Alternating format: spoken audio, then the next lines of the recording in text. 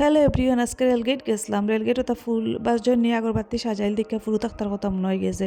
ফুরু থাকতে কত টাকা জমাইয়া যে ওটা কিনতাম আগরবাতি মোমবাতি ফুলজনি সে কতটা বেশি কিনার টাকা জমাইয়া কিনতাম পারি। ওটার প্রতিযোগিতা চলতো, আমরা ভাই বোনেতে যে মজা করতাম বাড়ির সব ট্রেনে মিললা।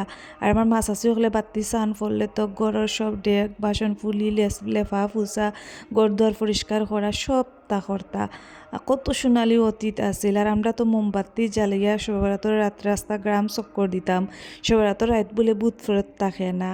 ও তা কত এনজয় করছি ছোটো থাকতে সোনালি দিনগুলো। আর আম্মা তারা কিতা করতা, রোজা রাখিয়া আরা দিন পিঠা বানাইতা, তারপরে আরও কত জাত মজার নাস্তা বানাইতা।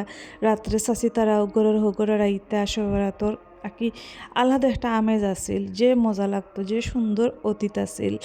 আজকে ফুরু থাকতার কথা মনে করিয়া একটু বাতি জ্বালাইলাম, জ্বালাইয়া একটু মুড অন করলাম। আর এমনিও আজকে বালা লাগে সাইডও মুখায় মসজিদ হলো যে হুজুর হলে দোয়া দুরুদ পড়রা, এরপরে ওয়াজ করা যে বালা লাগে।